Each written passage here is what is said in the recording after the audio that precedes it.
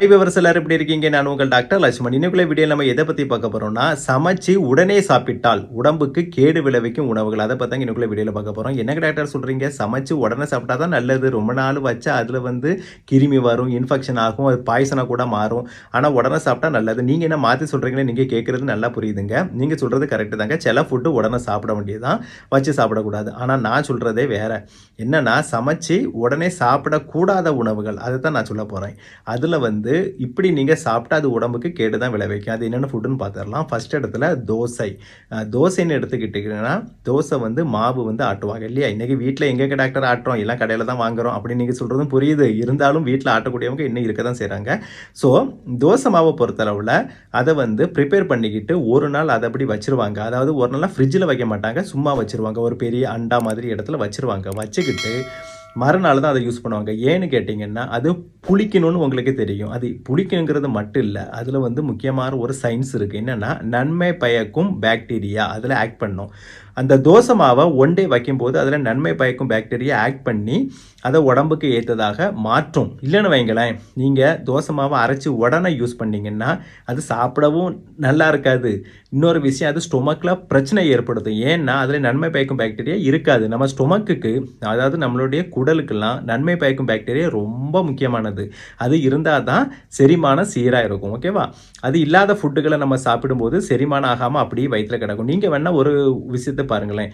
எனக்காவது ஒரு நாள் இந்த புளிக்காத தோசை மாவு, அதாவது புளிக்கலாம், ரொம்ப புளிக்கக்கூடாது, ஓரளவு, அன்னைக்கே அரைச்ச தோசை மாவில் தோசை ஏதாவது ஊற்றி சாப்பிட்டீங்கன்னா சாப்பிடும் ஃபஸ்ட் நல்லா இருக்காது. அதை மீறி சாப்பிட்டாலும் வயிற்றுலேயே கிடக்கும், செரிக்கவே செரிக்காது. காரணம் அதில் நன்மை பயக்கும் பாக்டீரியா இல்லை. அதனால தான் இந்த தோசை மாவை ஒரு நாள் ஊற வச்சு நன்மை பயக்கும் பாக்டீரியா அதில் ஆக்ட் பண்ணி குடலுக்கு ஏற்றபடி மாற்றி நம்ம சாப்பிட்டோம்னா நமக்கு வாய்க்கும் டேஸ்ட்டாக இருக்கும், ப்ளஸ் நமக்கு செரிமானமும் ஆகும்.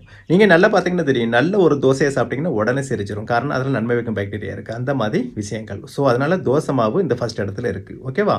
அப்புறம் செகண்ட் இடத்துல நான்வெஜ் ஐட்டம்ஸ். இப்போ நான்வெஜ் ஐட்டம் பார்த்தீங்கன்னா, இப்போ நீங்கள் சிக்கன் ஆகட்டும், மீன் ஆகட்டும், இது மட்டன் எதனால் ஆகட்டும், அதை என்ன பண்ணுவீங்கன்னா ப்ரிப்பேர் பண்ணுவீங்க சமைக்க முன்னாடி. எல்லாம் இது வத்தல் பொடி, உப்பு, மிளகு வத்தல் பொடி, எல்லா ஒரு மசாலா ஐட்டம் போட்டு ப்ரிப்பேர் பண்ணுவீங்க. சிலவங்க என்ன பண்ணுவாங்க தெரியுமா? ப்ரிப்பேர் பண்ணி 5 நிமிஷம் 10 நிமிஷத்தில் அதை எடுத்து ஃப்ரை பண்ணிடுவாங்க, இல்லைன்னா குழம்புல போட்டுருவாங்க. அப்படி போடும்போது உடனே, அதாவது உடனே பண்ணக்கூடாது. பண்ணும்போது என்ன ஆகும்னா, அந்த ஃபுட்டை சாப்பிட்டாலும் உங்களுக்கு என்ன ஆகும்னா செரிமான பிரச்சனை வரும். ஏன் அதை போட்டு அரை மணி நேரத்துலேருந்து, அதாவது 1 மணி நேரம் அதை ஊற வைக்கணும். இப்போ எல்லா மசாலா கலவைகள் போட்டுட்டு 1 மணி நேரம் ஊற வச்சாதான் அந்த ஃபுட் பார்ட்டிகளுக்கு உள்ள வரைக்கும் போகும். இந்த ஒரு மசாலா எல்லாமே, இந்த மசாலா சேர்க்கறதால, அது முக்கியமாக இந்த வத்தல் பொடிலாம் மீன்லாம் சேர்க்கறதால என்ன அட்வான்டேஜ்னு எடுத்துக்கிட்டிங்கன்னா, அதில் உள்ள கிருமிகள்லாம் போயிடும். ஏன்னா பார்த்தீங்கன்னா, எந்த ஒரு நான்வெஜ் என்ன தான் கழுவினாலும் கிருமிகள் இருக்க தான் செய்யும். அப்போ இந்த மாதிரி காரமான இந்த வத்தல் பொடி அதெல்லாம் சேர்க்கும்போது என்னாகும் அப்படின்னா, அதில் உள்ள கிருமிகள் எல்லாம் போயிடும். அது சாஃப்ட் ஆயிரும். அதனுடைய உள்ள ஸ்ட்ரக்சர் வரைக்கும் இதெல்லாம் மசாலா போய் நம்ம சாப்பிடும்போது ஈஸியாக செரிமானாக வழிவகுக்கும். ஆனால் உடனே பண்ணும்போது அது உள்ள வரைக்கும் போகாது. உள்ளே என்ன சொல்கிறது, இது பீஸாக தான் இருக்கும். உள்ளே எந்தவித மசாலாம் போயிருக்காது. அது செரிமான பிரச்சனை ஏற்படுத்தும். அதனால் நம்ம ஊர் கல்ச்சர் என்னங்க, நல்லா சமைச்சு சாப்பிட்றது தான். ஃபாரின்லாம் அப்படி இல்லை. அவங்க அரவைக்காடுன்னு சொல்லுவாங்க இல்லையா? அரவைக்காடில் சிக்கனை சாப்பிடுவாங்க, மட்டனை, பீஃப் எல்லாம் சாப்பிடுவாங்க. அதெல்லாம் அவங்களுக்கு பழகி போச்சு, நமக்கு அது பழகல. ஸோ இந்த மாதிரி நீங்கள் கரெக்டாக சமைச்சு சாப்பிடணும். சமைச்சு சாப்பிட்டுக்கிட்டிங்கன்னா உங்களுக்கு எந்த பிரச்சனையும், முக்கியமாக செரிமான பிரச்சனை, அப்போ செரிமான பிரச்சனை நம்ம லேசில் எடுத்துக்கக்கூடாதுங்க. அதுதான் முக்கியமானது. ஏன்னா வயிறுக்கு கரெக்டாக இருந்தால் தான் உடல் பாகங்கள் கரெக்டாக இருக்கும். வயிறுக்கு டேமேஜ் பண்ணோம்னா எல்லாமே பாடி ஃபுல்லாக டேமேஜ் தான். அதனால் வயிற்றுக்கு இம்பார்ட்டன்ஸ் கொடுக்கறதுக்கு இந்த மாதிரி ஃபுட்டுகளை நான் சொன்ன விதத்தில் சாப்பிட்டோம்னா ஆரோக்கியமாக வாழலாம். உங்கள் ஃப்ரெண்ட்ஸ் அண்ட் ரிலேட்டிவ்க்கு ஷேர் பண்ணால் அவர்களும் ஆரோக்கியமாக வாழ்வார்கள். இப்படி எல்லோருமே ஆரோக்கியமாக வாழ என்னுடைய வாழ்த்துக்கள்.